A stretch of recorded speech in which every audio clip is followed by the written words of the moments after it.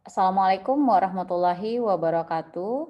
Baiklah, pada kesempatan kali ini saya akan memaparkan laporan akhir penelitian dosen pemula tahun 2020.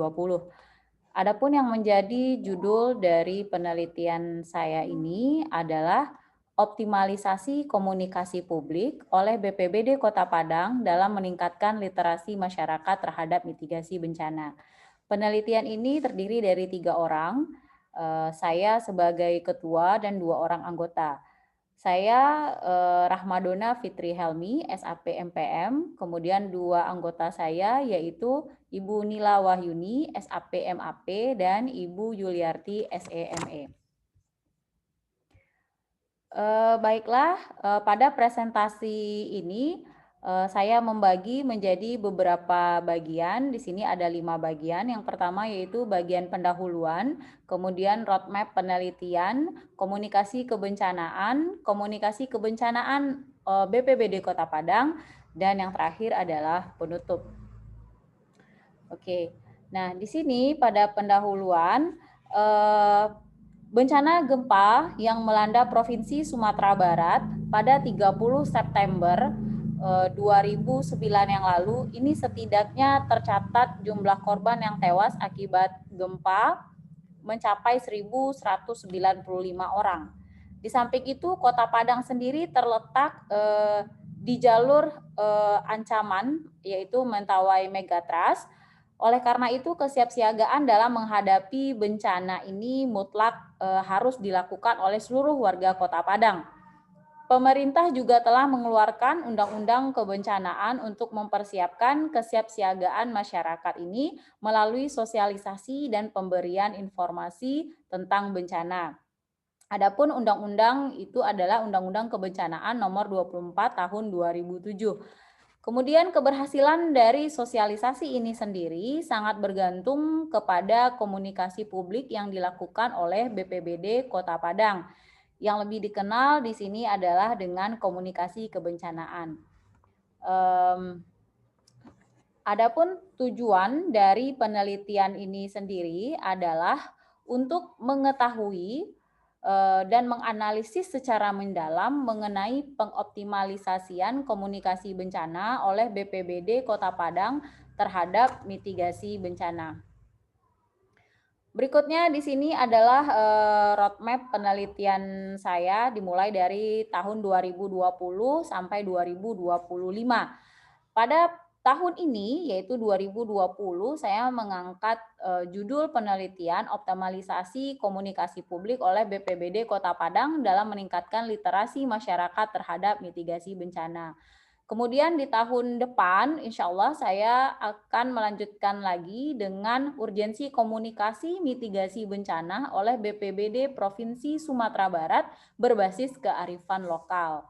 Berikutnya, di tahun 2022, saya ingin mengangkat judul penelitian mengenai partisipasi masyarakat dalam mitigasi bencana di daerah rawan bencana. Kemudian dilanjutkan di tahun berikutnya yaitu 2023, yaitu inovasi model mitigasi bencana berbasis komunikasi, koordinasi, dan kerjasama antara pemerintah dan masyarakat. Berikutnya di tahun 2025 saya akan melanjutkan kembali dengan implementasi model mitigasi bencana berbasis komunikasi, koordinasi, dan kerjasama antara pemerintah dan masyarakat. Ini adalah bagan alir dari penelitian yang kami lakukan, ya, saya dengan tim. Tahap persiapan yaitu kami mengadakan survei lokasi, kemudian kami melakukan observasi dan pengamatan, kemudian menentukan key informan. Berikutnya pada tahap pelaksanaan kami melakukan wawancara ataupun interview dengan informan kunci yang sudah kami pilih sebelumnya, kemudian juga kami melakukan pengamatan lebih lanjut dan juga studi dokumentasi. Berikutnya pada tahap evaluasi kami melakukan analisis data terhadap data-data yang sudah kami kumpulkan di lapangan dan berikut kami juga melakukan penyusunan laporan. Di kegiatan akhir kami melakukan kegiatan publikasi yaitu publikasi proceeding internasional bereputasi. Berikutnya di sini adalah tentang kebijakan penanggulangan bencana. Di sini ada Undang-Undang Nomor 24 Tahun 2007 tentang penanggulangan bencana, kemudian dilanjutkan dengan Peraturan Daerah atau Perda Kota Padang Nomor 18 Tahun 2008 tentang pembentukan organisasi dan tata kerja BPBD Kota Padang. Di sini adalah komunikasi kebencanaan. Jadi seperti yang sudah saya paparkan di slide sebelumnya, bahwasannya penelitian ini fokus kepada komunikasi kebencanaan. Di sini landasan komunikasi bencana dan penjelasannya. Dalam komunikasi kebencanaan ini ada 4 kriteria. Yang pertama yaitu customer focus, ya, upaya untuk dapat memahami informasi apa yang dibutuhkan oleh masyarakat di daerah rawan bencana dan para relawan. Kemudian untuk menjamin aneka informasi yang dibutuhkan, maka harus ada mekanisme dalam berkomunikasi untuk menjamin keakuratan informasi tersebut. Kemudian landasan komunikasi bencana yang kedua yaitu adalah leadership commitment. Di sini maksudnya adalah keberadaan pemimpin yang berkarakter, tanggap bencana, serta memiliki komitmen kuat dalam menjaga kelancaran komunikasi dengan pihak-pihak yang berkepentingan tentunya. Kemudian yang ketiga, landasan komunikasi bencana adalah situational awareness. Di sini maksudnya adalah proses komunikasi itu sendiri di mana adanya pengumpulan, analisis, dan penyebaran informasi terkait bencana yang dihadapi. Kemudian landasan komunikasi bencana yang keempat adalah media partnership. Di sini maksudnya adalah kehadiran media ini merupakan hal yang sangat penting dalam menyampaikan informasi-informasi terbaru kepada publik. Berikutnya, di sini ada model komunikasi yang kami gunakan yaitu komunikasi Harrod-Laswell. Model komunikasi Harrod-Laswell ini ada 5 komponen. Yang pertama yaitu who, communicator, kemudian yang kedua adalah say what. Di sini maksudnya adalah message, ya, pesan apa yang akan disampaikan. Kemudian yang ketiga komponennya adalah in which channel, yaitu medianya apa atau saluran yang digunakan apa. Yang keempat adalah to whom, receiver, siapa sasaran atau yang menjadi target dari pemberian informasi ini. Dan yang terakhir adalah with what effect, atau dampak ataupun feedback yang ditimbulkan dari penyampaian informasi tersebut. Oke, nah di sini kita melihat bagaimana komunikasi kebencanaan yang dilakukan oleh BPBD Kota Padang. Apakah komunikasi yang dilakukan terkait dengan mitigasi bencana oleh BPBD Kota Padang ini sudah optimal? Baiklah, kita lihat yang pertama di sini akan kita bahas satu persatu yaitu komunikasi kebencanaan BPBD Kota Padang. Sebagai komunikator atau orang yang menyampaikan pesan kepada masyarakat yang menjadi komunikator di dalam BPBD Kota Padang ini pada dasarnya adalah semua anggota BPBD Kota Padang berperan sebagai komunikator yang menyampaikan informasi kepada masyarakat terkait mitigasi bencana. Meskipun demikian, ada pengkhususan bidang yang mengerjakan khusus untuk mitigasi bencana ini. Jadi di dalam BPBD Kota Padang sendiri itu ada tiga bidang. Namun yang fokusnya untuk memberikan mitigasi bencana, informasi terkait mitigasi bencana kepada masyarakat itu adalah bidang pencegahan dan kesiapsiagaan bencana. Namun kalau seandainya skalanya yang untuk kita menyampaikan informasi dalam jumlah besar, maka bidang-bidang yang lain ikut turut membantu. Bahkan tidak hanya itu saja, BPBD juga disupport oleh LSM-LSM ataupun organisasi-organisasi lainnya dalam menyampaikan informasi terkait dengan mitigasi bencana. Berikutnya adalah komunikasi kebencanaan Kota Padang dari segi pesan, says what. Jadi kira-kira apa yang disampaikan kepada masyarakat.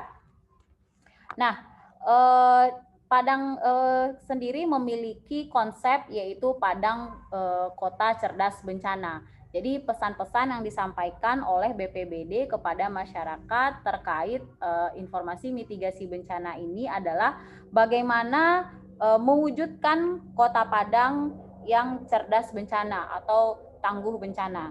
Jadi pesan-pesan yang disampaikan oleh BPBD Kota Padang berkaitan dengan bagaimana tindakan yang harus dilakukan oleh masyarakat apabila terjadi gempa, apa yang harus dipersiapkan dan yang lain-lain sebagainya. Berikutnya adalah komunikasi kebencanaan BPBD Kota Padang dari segi channel, saluran, atau melalui media apa disampaikan. Nah, BPBD Kota Padang sendiri memakai berbagai macam media untuk menyampaikan informasi mitigasi bencana kepada masyarakat.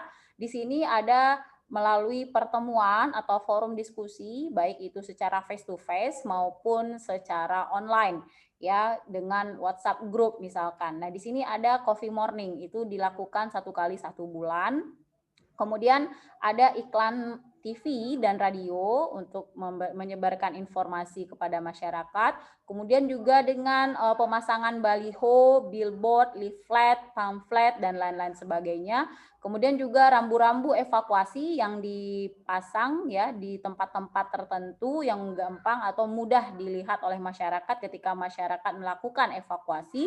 Kemudian membuat marka tsunami di jalan-jalan utama. Nah, ini marka tsunami ini misalnya seperti tanda yang berwarna biru itu bisa kita lihat ya di jalan-jalan utama. Salah satu contohnya adalah di Jalan Ampang, ya. Di situ ada tsunami safe zone. Jadi begitu masyarakat nanti melakukan evakuasi melewati garis biru itu, maka masyarakat ada perhatian dan merasa sedikit lega bahwasannya ada informasi berkenaan posisi mereka sekarang adalah posisi aman. Kemudian berikutnya melalui saluran WhatsApp group ya, saling bertukar informasi dan bekerja sama antara instansi pemerintah juga dengan LSM-LSM lainnya.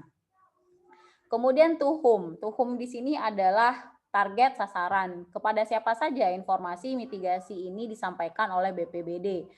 Nah, di sini ada 12 program bencana ya, kepada siapa-siapa saja target atau sasaran yang akan diberikan oleh BPBD informasi mitigasi ini. Yang pertama di sini adalah keluarga cerdas bencana, yaitu sasarannya adalah keluarga-keluarga ya. Kemudian yang kedua sekolah. Artinya di sini yang disasar oleh BPBD adalah sekolah-sekolah mulai dari sekolah SD, SMP, SMA. Kemudian juga ada tempat les cerdas bencana. Jadi tempat les juga merupakan target dari penyampaian informasi mitigasi ini. Kemudian juga pasar, ya, kelurahan, kemudian juga hotel, rumah sakit, masjid dan mall, juga kampus-kampus, BUMN dan organisasi perangkat daerah lainnya. Jadi ke-12 ini merupakan sasaran atau target kepada siapa BPBD Kota Padang menyampaikan informasi terkait dengan mitigasi bencana. Kemudian lagi feedback. Bagaimana tanggapan respon ya dalam penyampaian informasi ini kepada masyarakat. Nah, di sini seluruh kecamatan di Kota Padang kalau dilihat indeks kesiapsiagaan bencana gempa bumi dan tsunami ini berada pada nilai sedang. Nah, ini berdasarkan kajian olahan dari Kajian Risiko Bencana Sumatera Barat BPBD Kota Padang tahun 2014 sampai 2018. Nah, akhirnya di sini bisa disimpulkan di tahun 2019 sebanyak 15.000 rumah pada 50 kelurahan di zona merah tsunami yang berhasil diberikan sosialisasi. Kemudian seluruh kecamatan di Kota Padang memiliki atau mempunyai indeks kesiapsiagaan bencana gempa bumi dan tsunami dengan kriteria nilai sedang. Berikutnya komunikasi publik yang dilakukan atau komunikasi kebencanaan yang dilakukan oleh BPBD sudah bisa dikatakan optimal. Namun masih ada beberapa dari masyarakat yang pemahamannya sedikit kurang terkait mitigasi bencana meskipun sosialisasi sudah sering dilakukan oleh BPBD. Nah, yang menjadi luaran pada penelitian ini adalah publikasi artikel ilmiah pada proceeding seminar internasional PSS-Hers atau Progress in Social Science, Humanities and Education Research Symposium yang diselenggarakan pada tanggal 30 sampai 31 Oktober 2020 oleh UNP, dan ini sudah terlaksana. Nah, di sini adalah penerimaan abstrak PSS-Hers. Kemudian di sini juga ada letter of acceptance, bahwasannya tulisan diterima untuk dipublikasikan. Demikian pemaparan saya terkait laporan akhir penelitian dosen pemula. Terima kasih. Assalamualaikum warahmatullahi wabarakatuh.